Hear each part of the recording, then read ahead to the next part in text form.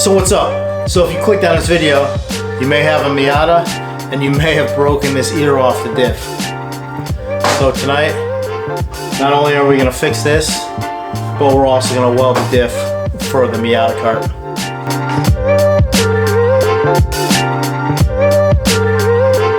So welcome back to watching the Miata Kart. Tonight, I have a little repair to do on the rear end.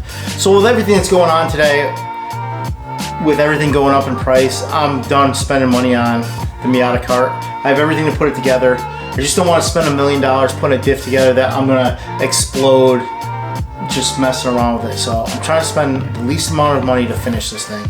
So I'm not gonna throw this thing away, get a new rear end housing. I can cut metal, weld it on, and this thing will be good as new. I tested it already to see how it would weld, and it actually welded good. So the first thing I'm gonna do is I'm gonna weld up the diff first, and then I'll do the aluminum. So this is a Miata NB 1.8 rear diff. In the car right now it's a 1.6. So I knew that thing was gonna blow up as soon as I put any power through this thing. So I got this, not a terrible price. The only thing is the ear was broken and needed to be fixed. So as you can see, open diff. I had everything hot tanked ready. I actually hot tanked the whole diff in the machine. So as soon as it came out, blew it all off and then lubed it all up so it wouldn't rust. And this was hot tanked, so there's no oil residue on it. The only thing is the oxidation on the outside, but I'm gonna grind it all off. So let's get to welding.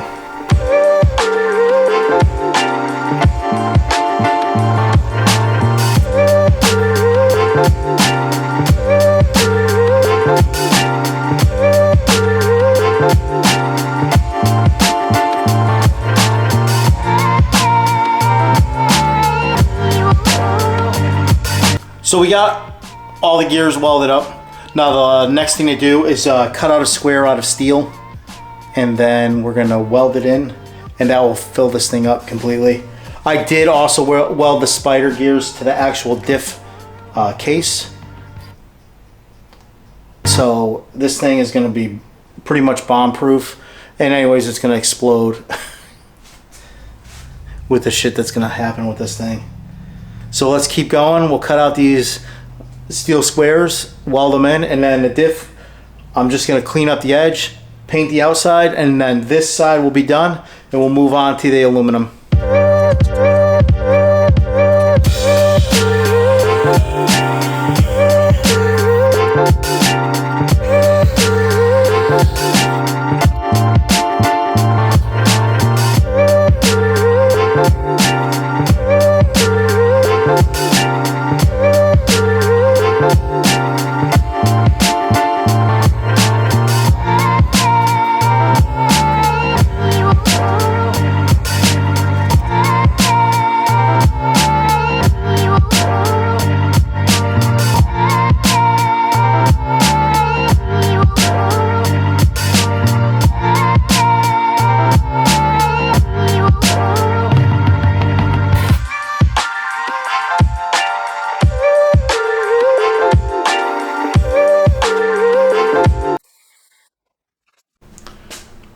We're all welded up now.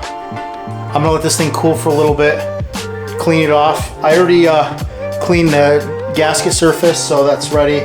Flip it over. I'm just gonna prime it. I'm gonna prime the back cover after I weld it tonight, and I'm pretty much gonna put it in like that. I'm not gonna go crazy painting this thing because it's like lighting a fuse on this thing. If I make it too pretty, it's just gonna explode quicker.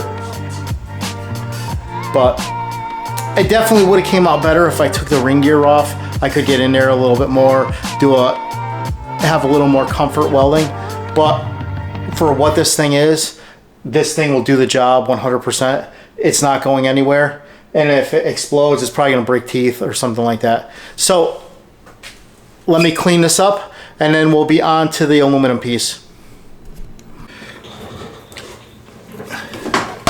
All right, so now we're on to the housing. As you can see, it's split in half. It's a pretty common problem. A lot of people just chuck these and buy a new one. I fixed one of these like 10 years ago, and as far as I know, it's still holding on in the car. So this one I'm going to brace a little more than I did. I think the last one I just welded it, and then I just put a tiny brace over the weld. But this time I'm going to brace this up so it can take some extreme abuse. So the first thing I'm going to do is clean all the oxidation. I'm not going to grind the outside of this because this actually has a mechanical break in it. So when you put these two together, it's almost like a puzzle piece. They fit together one way. So once I get it tacked together, then I will V this out and clean it all up and then weld it. The only part I'll clean right now is the middle, so I can weld that full and grind it flat. Let's get grinding.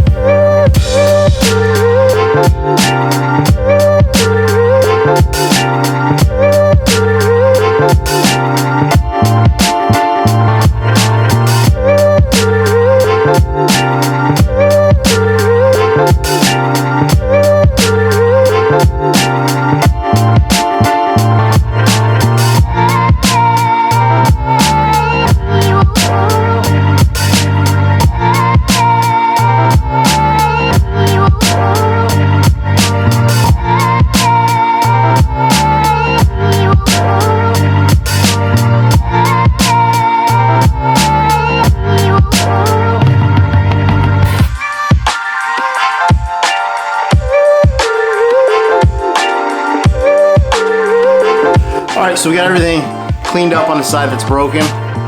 So I didn't grind this down and V it yet, because like I said, when you put it together, it's like a puzzle piece and it'll lock together. I can tack it, weld the center, and then that will lock it, and then I can cut this on a V so I get a full penetration thing, and let's see how it goes.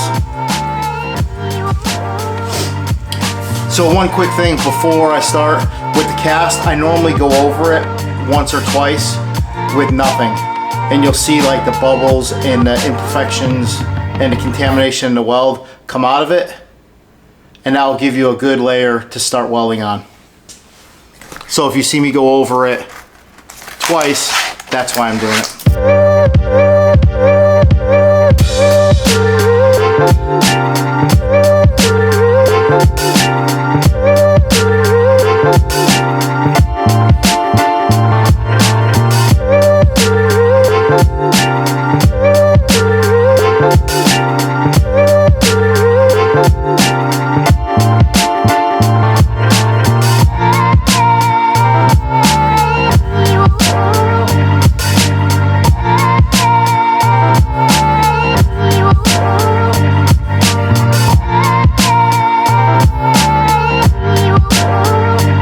Alright, so we got the first part of it done. We got it back together and all welded up with no gussets on it. So let's take a look.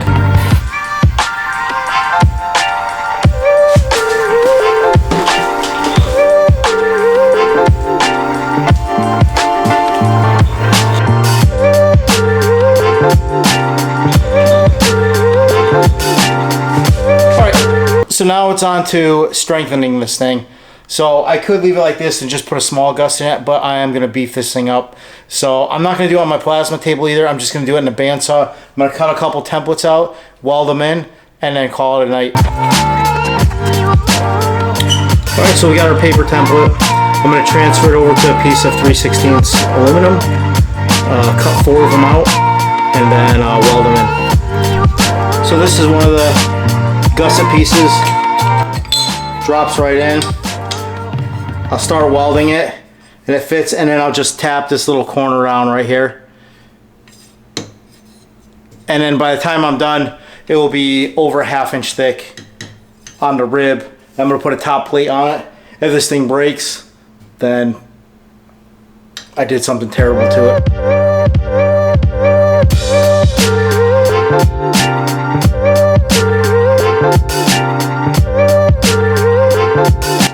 So I got the other side that was broken, completely braced up. I cut the other pieces, but again, I work at a fire department, so I have to go there in the morning. But let's see how it came out.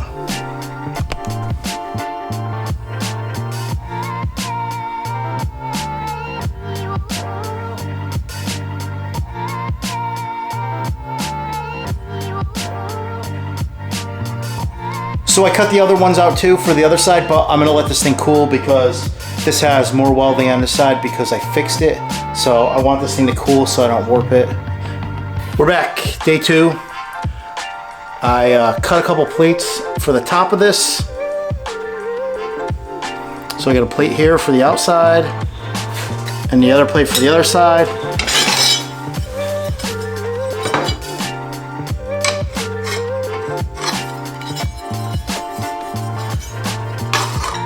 So then I got a top plate for it, and then this will all welded up. So with this top piece and this brace and it all welded up, it'll be over a 1/2 inch rib on the top, and then this will all be tied in. So if this thing breaks, it's gonna be some catastrophic explosion out of this thing, or I hit something hard, which may likely happen. So I'm gonna weld this real quick. I'm not gonna talk while I'm doing it, but let's see what it looks like when it's done.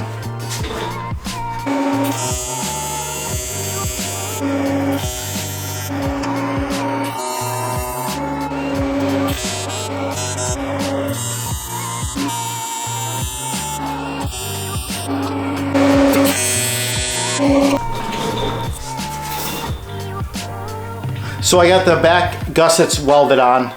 So on this rear end, because the casting isn't the best, I mean, it's not super terrible. For this rear end housing, when I welded it, I used Hobart Maxall 1/16 filler rod. I found that it works the best on casting that's questionable. It lays out nice, and here's what it looks like.